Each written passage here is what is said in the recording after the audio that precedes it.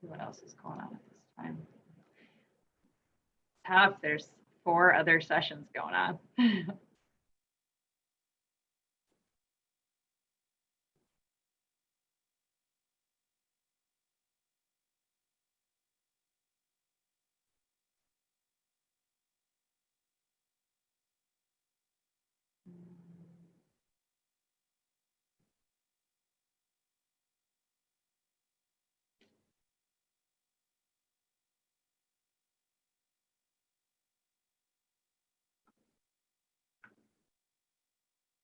So Peyton, what's your story? You live in Nashville? I do, yes. I live in Nashville. I've lived in Nashville for about 4 years, but I've been making music in Nashville for about 6. So Cool. yeah, originally from Louisiana. So. Oh, nice. Can I ask how old you are? Yeah, of course you can. I'm 20. I'll be 21 in a month. Okay. Yeah, so pretty young, I guess. Yeah, for sure. Yeah, good for you though. So now you can finally get into all the bars to play at the places. Yeah, that's true. Even though, yeah, right. Or I don't know. Do they let you in to play? I have. I just not really in Nashville. I kind of stayed away from the bar scene. I really just started out in the songwriting community first. So That's really cool, man. yeah.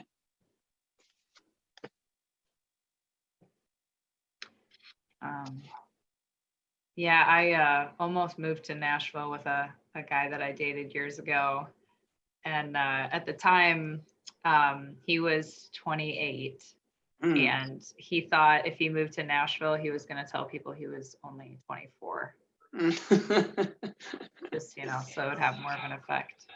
Yeah, for sure. Oh, I see James has joined us. There we go. James. See people join. That's awesome.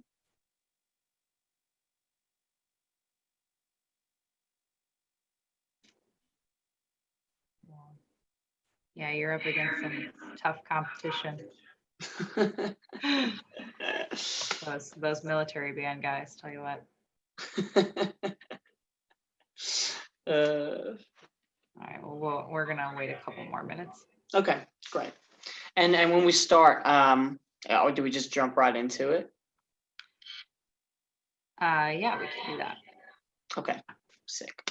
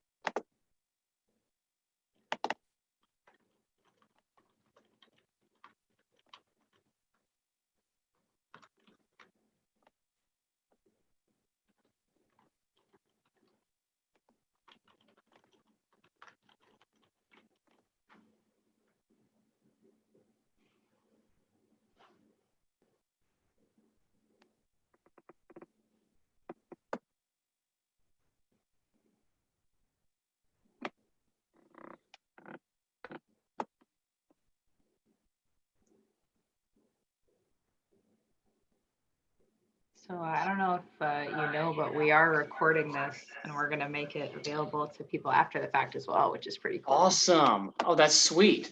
For sure. Very, very cool. I love it. It's going to be awesome. Totally. Pressure's on.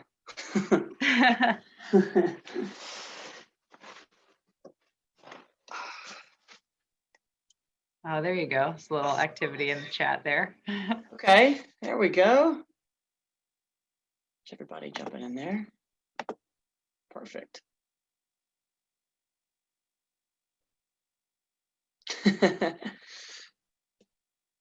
Thank you. Thank you so much. Looking forward to talking to you guys. It's going to be good. I'm going to try to provide a little, thank you, James. Excited to be here. I'm excited to try and tell my story a little bit and how just music education, just helped me through to getting to where I am today. Because it was a big it's a big thing. Okay, Peyton. Well, it's about 5 after, so I think we should just go ahead and jump in, and then Okay. I can let people in if anybody jumps in late. Okay. Great. Awesome. Thank Go you. for it. All right. Very cool. All right, everybody. Well, I'm sure we'll have some more people jumping in, but I'm Payton Smith. I'm a Big Machine recording label group artist.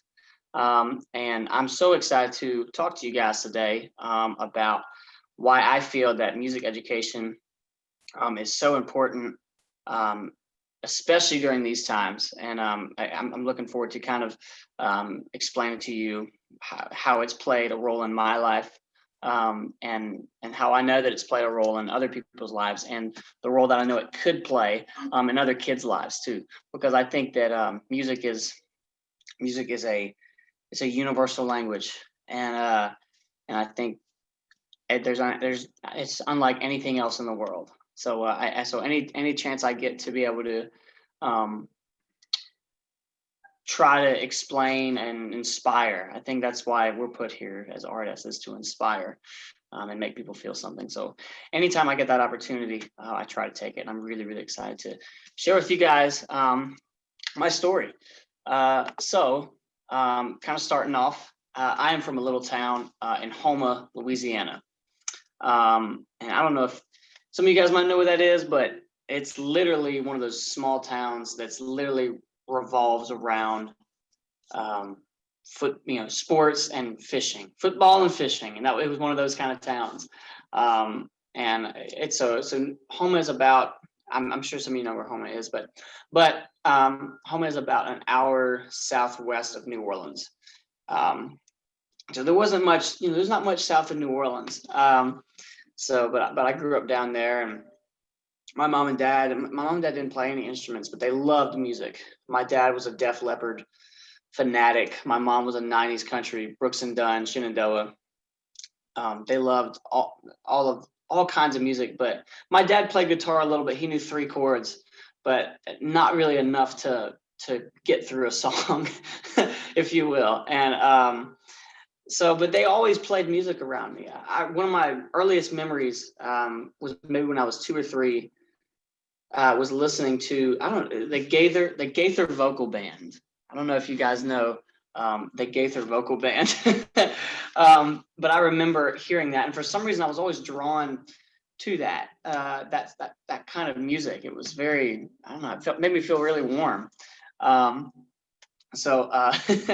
I remember, so that was about 2 or 3, and I remember the first time that I saw Keith Urban on stage, and that was about 5 years old, and it was on the CMA Awards on TV.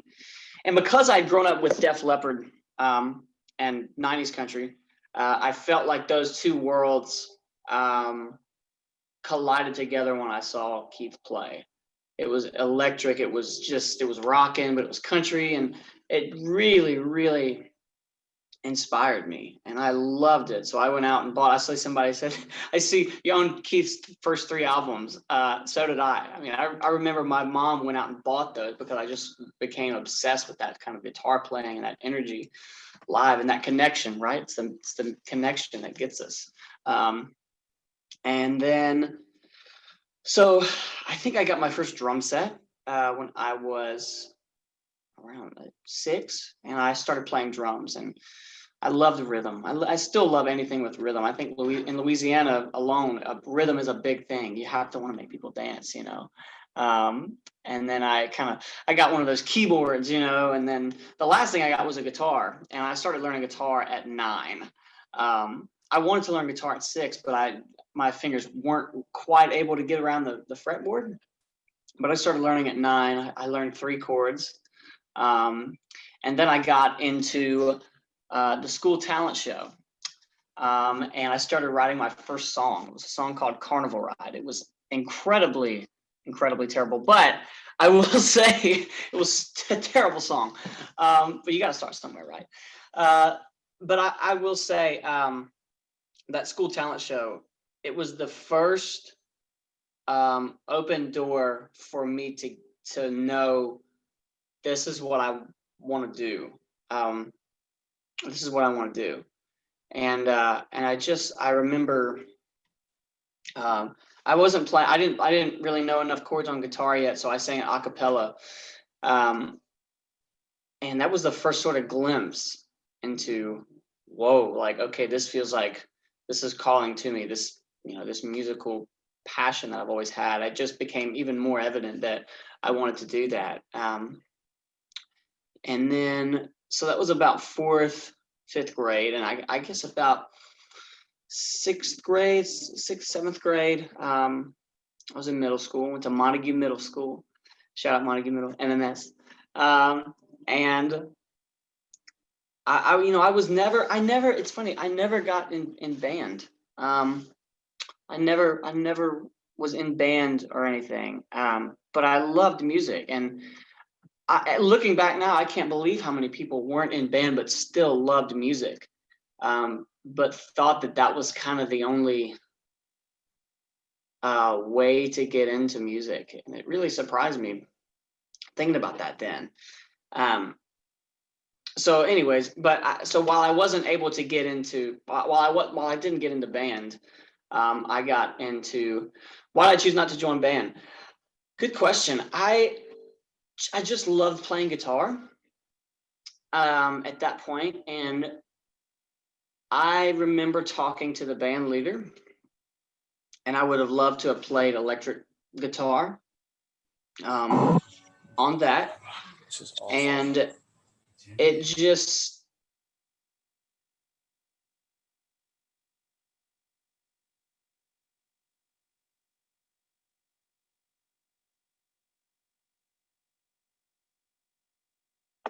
there we go. I'm muted. There we go. Now we're good. But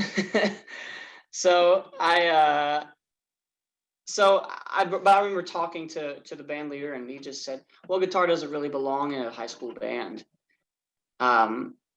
And that kind of was like, oh, okay. And that's kind of why I chose not to join band, because I just, that was my passion, and I couldn't believe that it was just like, oh, okay. And so that's why I didn't join. It was just because, I felt like I wanted to play like electric guitar, and I thought it'd be cool. And so I remember getting shot down, which I hate to see happen sometimes, and I know that it happens, not to everybody, but I know that it happens to a few people. But anyway, while I wasn't in band, I got into the gifted music program, and I gotta say that changed everything. There was a guy there that taught me literally, okay, so this is what we would do. So it was, I would have it every week, and he would come in and he would teach me, about notes and maybe different scales and things like that. And I didn't go to PE. That like took a session of PE and replaced it with, learning scales and learning how to kind of play guitar even more from the gifted music program. And I remember I loved it so much. We would just go in the school cafeteria, and I would play, and we would jam.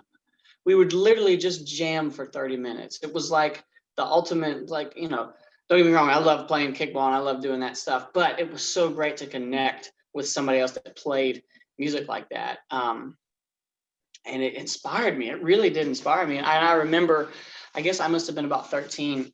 He invited me to go play at Antoine's in New Orleans, and just get up in front and just kind of just jam, and just like have a little just jam session of, playing over chords, playing scales, playing what he taught me. And that was another one of those moments kind of in my journey that kind of even more, got across the fact that I wanted to play music, and it just felt like, man, this is really, really what I'm calling. And that gifted music program truly made a difference. And, because if not, I would have kept going to PE, and nothing wrong with that. But having that sort of, having that time to go and do something that I was really passionate about really made a difference.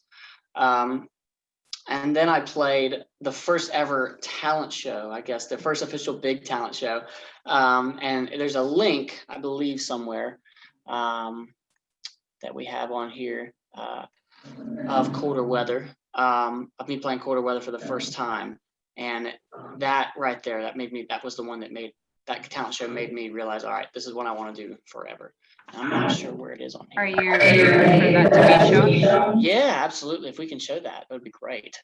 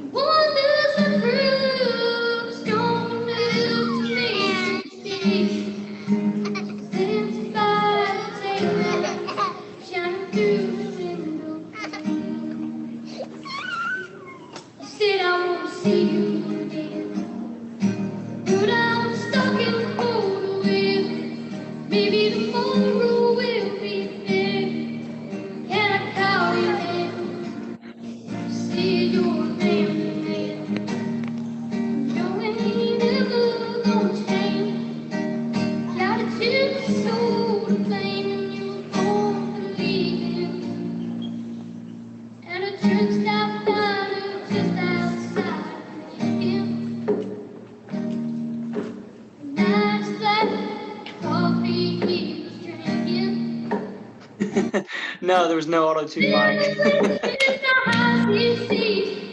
Not at all.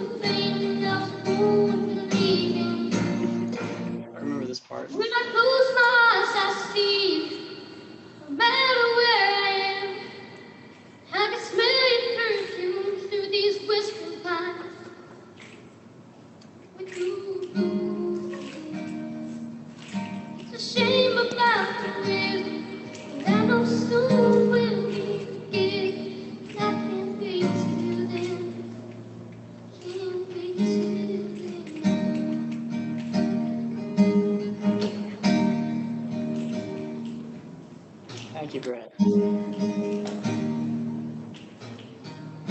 you.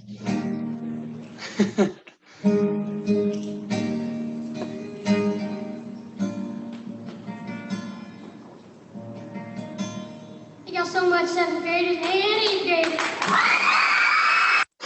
graders. Oh my gosh. It's so funny to go watch that, because that was truly, I mean, hearing that audience, that was the first time I'd heard that, that applause, and I was hooked right then. That was it. It switched. I was like, all right, this is what I'm going to do forever, because this is that passion. It was that connecting with the audience. There's truly nothing like that when a person is able to connect with other people through music. It's incredible. That's so crazy. I haven't seen that in a long time. It's been a while since I've seen that. So I guess fast forward to, actually, I will say, so I'll say before I jump forward, there was a teacher, that was about 5th grade right there, that video. And there was a teacher that she was so passionate about kids following their dreams that she would give me extra credit for learning, writing a poem or writing a song. She was so passionate about trying to inspire those kids, and that teacher made such a huge difference. Her name was Miss Bates. Miss Bates. Yeah, and she just had a way of inspiring you to chase your dreams, because there's other people that go like, you want to play music, that's nice, what do you really want to do? It's like, that's it. And that teacher was always very, very much like, you go for it, you go to Nashville, you chase it down, don't let it just slip. If it's truly your passion, then you run after it and you stay the course. Everybody's path is different, but you stay the course. And anyway, that teacher influenced me so much when it came to playing music, which is so cool when I look back on that. So fast forward to about 14 years old. I go on a family vacation to Nashville with my mom and dad, my brothers, and we're staying downtown. And I just loved playing wherever I went. By that point, I'd learned a lot of chords, and I'd gotten a little bit better than that video that you saw. That was the early, learning 3 chords kind of thing. But so I'd gotten a little bit better, and I knew enough songs where I could just play around the pool, play around the campfire, wherever I was. I just loved playing for people. So I went down to the hotel atrium. And it's one of those atriums in Nashville that goes like all the way up 10 floors. And so I'm playing, I'm rocking out, I'm playing covers, I'm playing some songs I've written before. And and I remember getting a good little crowd around. And I don't remember how many people it was. I think I got a few tips too. It's like 14, I'm like $20. I was like, yeah, it's awesome. But I wasn't doing it for that. I really did love playing. And so there was a concierge there that ended up talking to my parents and said, hey, we'd really love to introduce you to a few people in the music industry. And I'm like, oh, of course. I've studied all kinds of different producers' names and writers. And at that point, it was like studying that was like baseball cards for me, like looking on the back of records and seeing who produced and who wrote this, and discovering new artists before they really hit the big scene yet. I loved all of that stuff. So the next day, I got to meet a guy named Buddy Cannon who produced all of the Kenny Chesney records. And I knew his name, and he found all those Chesney songs and produced them, and just an icon in the music industry. The next meeting that day was with a guy named Brian Wright. Sorry, not Mark. Mark I met later on. Brian Wright. and Brian, he's an A&R at Universal Music Group. And so I met with him, and I started playing. I played 2 songs. It was a cover, and it was an original song. And then he called in Mike Dungan, who is the president of Universal, and both of them just were like, okay, yeah, we like it. It's cool, you know. And just being in there was really cool, you know. And then I got to go to another meeting with Mark Wright, which really like settled my parents' nerves a little bit, because it was everything was happening so fast and everybody was like on board so quick. Obviously, as a parent, you know, you're like, whoa, this is happening really fast. You know, we're not really ready for all this. And Mark was like, hey man, you guys just need to take it slow and just start writing. And about that time, the guy that we were with got a text from Buddy Cannon and said, hey, I'd really love to work with Payton and just help mentor him. And so that was my first kind of trip to Nashville on vacation. And then after that, I started coming up and learning how to write. And so I was, at that point, I was homeschooling. And it was a little bit before I'd gone to Nashville, I'd started homeschooling. And we would make frequent trips to Nashville back and forth. And I remember Buddy just teaching me how to write songs. And I remember I must have been 15, and I wrote, actually, I'll play it for you guys. How about that? I wrote a song at 15, and I think I had a few buddies in school that really, really loved music, just like I did. And they couldn't play, but they really loved listening to music and those kind of things. And we all really loved Eric Church. That was somebody that we really loved. And so I loved the deeper kind of songs. And you know, I remember at my high school, I didn't go to high school, but I was, you know, I knew everybody in high school, obviously from middle school, and was able to go play a bunch of different things for the high school and do things like that. But I remember the principal of South Terrebonne High School was always one of those guys that just was, he was another person that always like just said, man, just keep chasing it. He would let me play at whatever, you know, ball game event or homecoming event. It was just like, man, yeah, of course you can play, of course you can. And that really influenced me. But I loved writing. I love writing deeper songs, and this kind of, I wrote this when I was 15, and I don't know if this will ever see the light of day, but this was something that I wrote a little while ago. So this was called Growing Pains. I'll just play a little bit of it.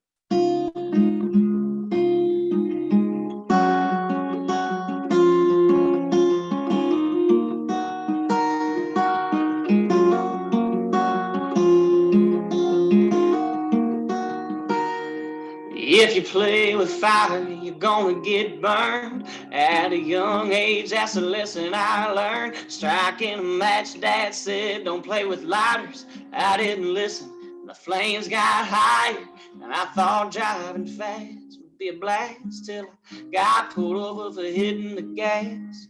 Pedal to the middle, got the ticket on my dash. Now I'm working all day just to earn the cash.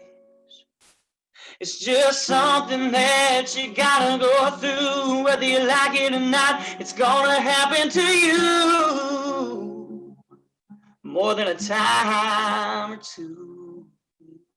It might make you ache for a little while, but 20 years down the road, it's gonna make you smile, 'cause it taught you a lesson, put you in the right direction for life.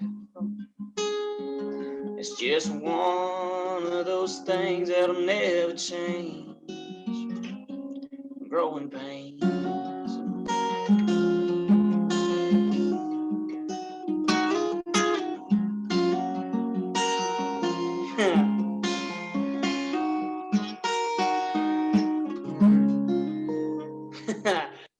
So I wrote that when I was about 15, and it's a deep song for a 15-year-old.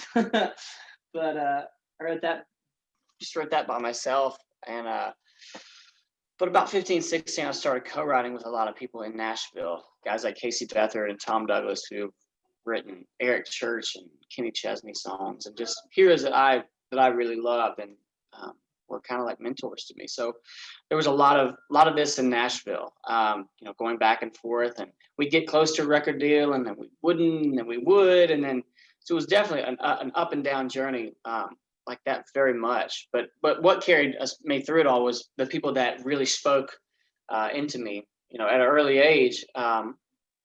And just encouraged me. I'm like, you're built to play music. Like, we feel it, we know it. If that's what your dream, like, never stop. And I mean, I had to do everything with those teachers and just from people from school and people that just always just kept pushing me. Even the ones that didn't quite, even like a band leader, that said, "Oh, guitar doesn't belong in that." You still kind of channel some of that, and want to be like, "Oh no, make it." It's like, not like I'll show him, but you get what I'm saying. And so I guess about 18, man, I was starting to get really like, just, I'm ready to get a record deal. I've just, I've moved up here. My family has moved up here now at that point to help support my dream. And I was getting so close. I was getting so close to just going like, maybe I just need to go back. And I think what kept me going was just the constant love of music and those people speaking into my life at a young age. And so I remember I played a CMA Fest, a live show at CMA Fest with my band. It was one of the first big shows I'd ever played. And a guy named Scott Borchetta from Big Machine Label Group happened to walk by, and I had met him a couple times before, like earlier, like later, like over the years, I'd met a couple of his team members, and I'd met him once.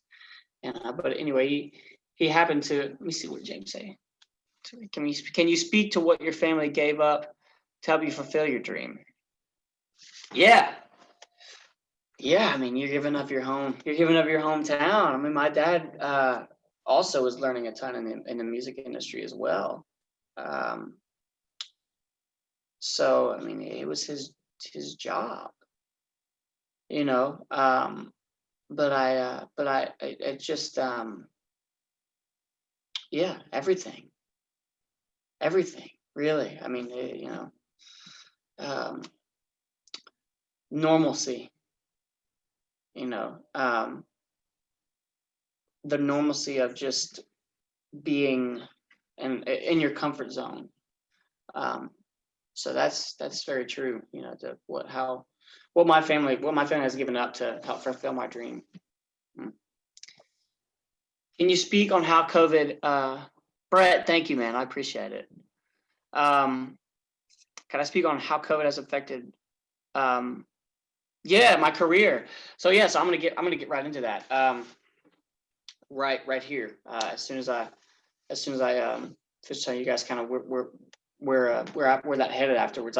After I finished playing CMA Fest, Scott Borchetta walked by. I got a call from him later on that day, and he just loved what I was doing. And then a couple weeks after that, I got offered my first record deal from Scott Borchetta. And I remember exactly where I was. I was driving down the road, and I had to pull off the road, and I bawled because it was work. It was just working hard. It was constantly working hard, getting told no, but just having that passion for music and knowing that this is what I'm meant to do. This is what people have told me that I'm meant to do. So February 2019, I went and recorded my first EP, and it was just one of the most incredible feelings, of getting in there and knowing that we're recording, music that, that is what I've written and what I've played on and things like that. And through that, I also got to have a lot of opportunities to work with people like St. Jude and Vanderbilt Children's Hospital too. And I love being able to give back too. I feel like that's what you're supposed to do as musicians, is give back to your community, to especially kids, man. I mean, gosh, I love trying to inspire kids, and that's why I love doing something like this. If I can inspire one person to chase their dream, that's what I feel like this is all about. Is to just pass along the gift. You're giving it for a reason. It's not for yourself.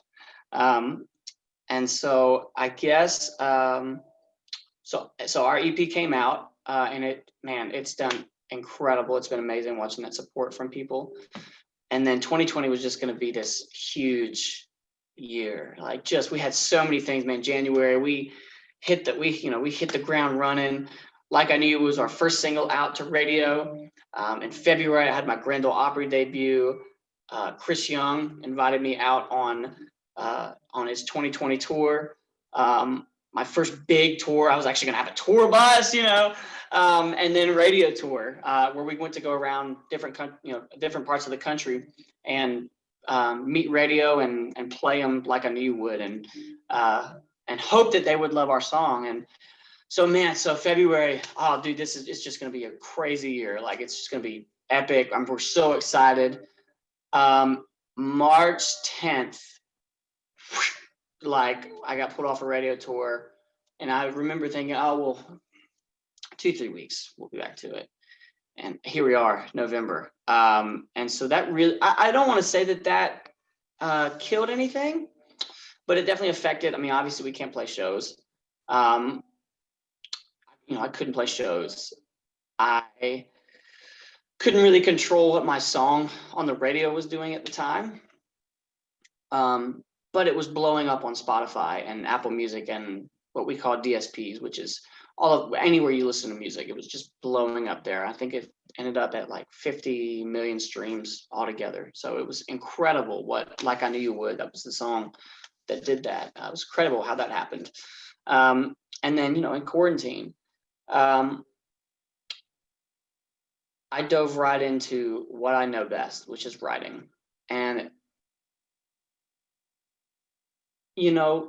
it's crazy. I'm just thinking about this now. I still think that no matter whatever you go through, while it's been one of those just crazy years, and because I know there's a lot of kids right now that feel that same way of just like, I can't get to that goal because of this year. I think we all kind of have that feeling, and that's when you have to surround yourself with those people or those people that are in your life, whatever it is, teachers, principals, for me, co-writers, team members, whatever, having those people that really build you up and support you and say, hey, you're meant to do this. If this is your dream, you don't stop. And when you have that around you, nothing can stop you.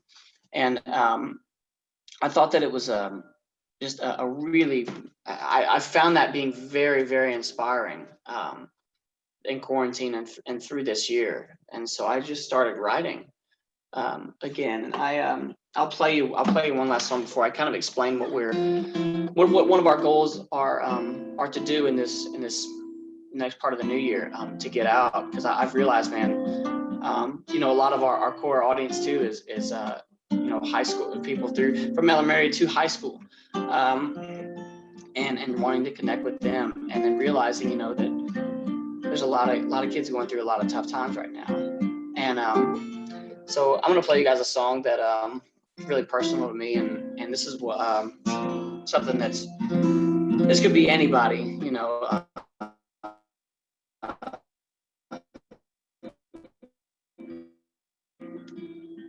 this could be fun. I'm gonna play for you guys. This is called Daddy's Boots.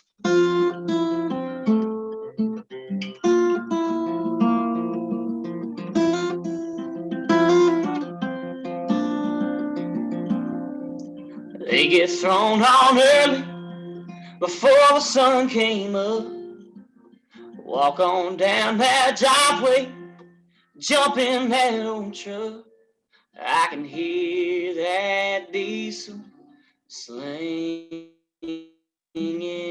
gravel from my bedroom window. They get off work round sundown and be back home by 8.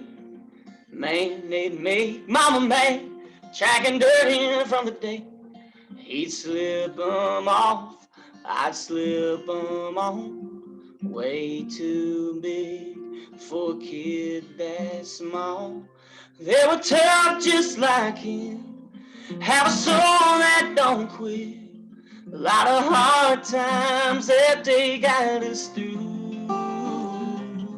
Yeah, the older that I get, the harder that it is to be half of the man I look up to. Yeah, I'm still trying to fill my daddy's boots.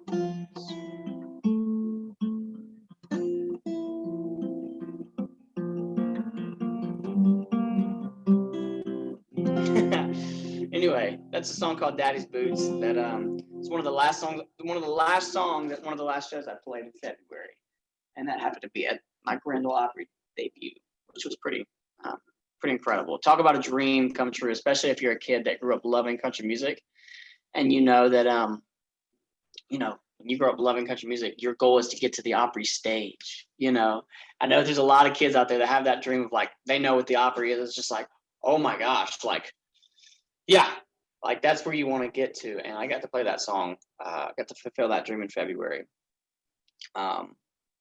And play that song and play a song called Like I Knew You Would, and get 2 standing ovations. Dream come true. It's pretty incredible to think about that now. And so I definitely wouldn't be at the spot that I would be without early on those music, those special music education, those teachers, those people in my life, especially in schools, that continue to encourage me, or that would listen to a song that I maybe had written in English class, just took the time to encourage. And so what I've been trying to build around and wanting to get ready for this next year is this thing called Dream Alive. And I'm really, really excited about it. And where Dream Alive came from, obviously, is keeping your dream alive.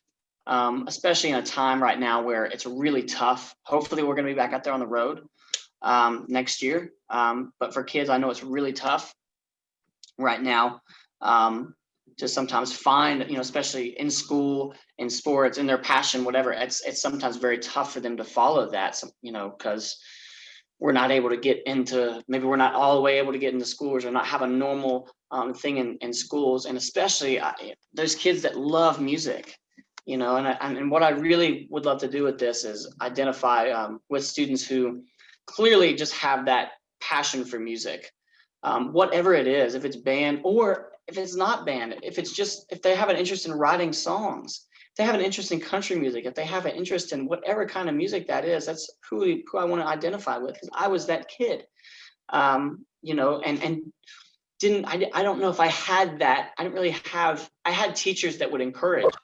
But I didn't have that's besides gifted music. And I know there's a lot of kids that don't really have that that opportunity to get into a lot of just those musical situations where they can kind of just blossom and learn how to write, learn how to play guitar. Learn how to play guitar is just so huge. I mean, you learn 3 chords. The teacher, takes the time to, give 30 minutes, to give 30 minutes to a kid, who loves music, that can change their life right there. It can change their life so much. And I think the other thing I'd love to do is surround them, engage with their support system, especially reaching out to their parents, their grandparents, somebody like that, teachers reaching out, principal reaching out, or something like that, to those kids' parents, to just encourage their parents to be like, hey, he's really got to give, he's really passionate, and continue to just continue to push him, and push him in whatever he wants to do, especially when it comes to music. And I love this thing to just kind of elevate kids who love music, who maybe they're not in the school band, but through something that's just a music appreciation event or class or something like that, where they really find that thing, even if it's not in band. I mean, literally learning that right there, you can play so many songs with, just that's 3 chords, and that's all you need sometimes to get that dream started, So what we're trying to do right now is we're trying to put a live stream together to play for some kids in high school and talk to them, reach out to those students who have a passion for music, and to get into some of those live streams in those high schools and really inspire them and talk to them. Maybe play a song, maybe share some of my story. It may not be as long as the story that I've explained, that I've told you guys today, but try to encourage them, that, hey, you can get there. We're all still trying to get there. But you can, man. You just have to chase down the dream and surround. And I think it's important, for teachers and principals and people to really speak into those kids' lives early on. I think music appreciation should start in elementary school. Truly, I really do. I mean, just anybody who takes a little bit of time to, listen to music or talk about music with somebody. I truly believe that it should start early on. If you see that in a kid, whether it be first or second grade, if you see it in them, I believe that you should try and shoot them in that direction. So that's the whole goal of Dream Alive. And I think eventually we would love to get around to high schools. Obviously we can come back when we're comfortable enough to get back into schools. I'd love to come around to some of the high schools and share my story and play a couple of songs and inspire maybe somebody who's always wanted to pick up guitar but never really thought that. I think that's one thing that stops a lot of people too, is people not thinking that they can, kids not thinking that they can do that. I think that there's about 4 out of 10 kids that think about music as a career and don't really know that they can do that as a living, because there's so many ways that you can make music as a living, and it's so true, and I believe that needs to be supported so much. So that's what we're starting with Dream Alive. That's my idea, and I'm really looking forward to diving in and hearing from you guys, and really hoping to make this dream come alive. No pun intended. But I think that it would be. I want it to be really inspiring. I want to push kids, and I want them to find their calling, especially if it's music, and know that they can play music for a living, and nothing stop them. So if anybody has any questions, please feel free to ask, and I would love to answer. So, by the way, my Terrebonne High grad, come on with it, Terrebonne High. We're going to many football games there.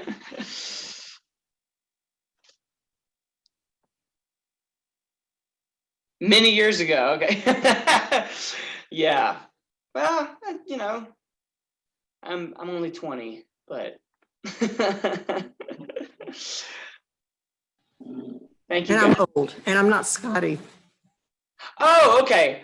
Scotty, there we go. I'm actually not Scotty. We share a Zoom.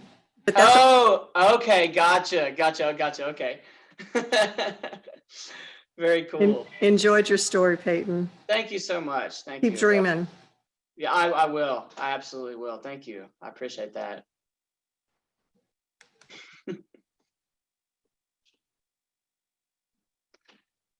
All right. See if anybody else has any other questions on here, and if not, I'm gonna go continue to keep chasing the dream. might have to go write a song. Feeling pretty extra inspired after seeing that video.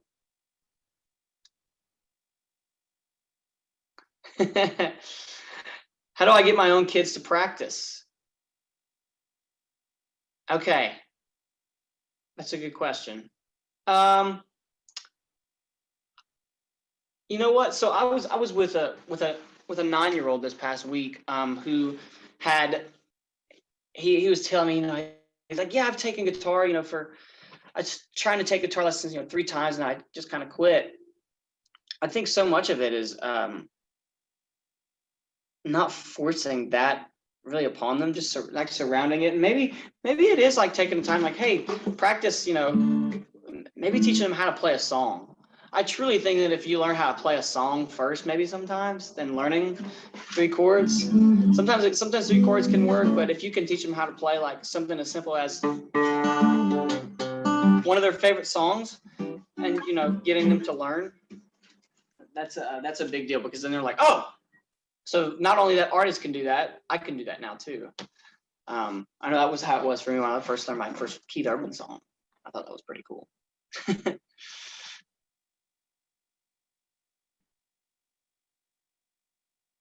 and just keep, and also just keep it, speaking into their lives and surrounding them with music. If they truly love playing music, then they'll pick it up.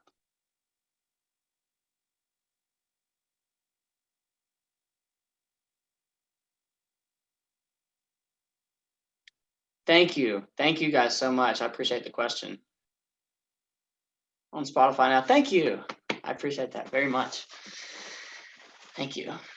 Well, I'm gonna wait like a couple more minutes, and if we have any, I'm gonna wait 2 more minutes, and if we have any more questions, then I'll sign off. But seriously, everybody that's on here, thank you guys so much for getting on here and let me share my story with you, and let me share my idea with you. I can't wait to hopefully make this stream become a reality, and also make this stream for kids become a reality too. Music is inspiration. Music is connection, and once a kid feels that, there's no turning back. You can see it in their eyes. You can see it in their eyes when they're hooked. So I know, because I was that kid.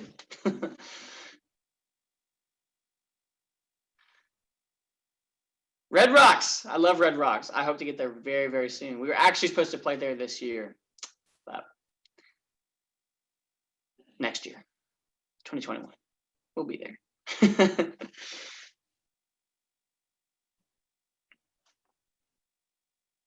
Awesome. True dat. True dat. True dat. Who dat? Awesome. Let me see if there's any other questions up here. Hey, thank you guys. All right, well, look, I'm gonna sign off. Everybody that's made this possible, thank you so much. Saints won. Saints won. Who dat, baby? I'm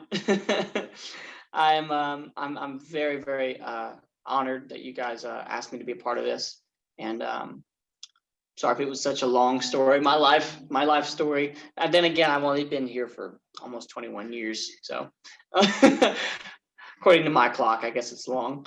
But seriously, thank you guys so much for making this happen, and I cannot wait to see the next kid come out of Louisiana and get into country music, because it'll change your life. Music changes lives. So thank you guys so much. I appreciate it.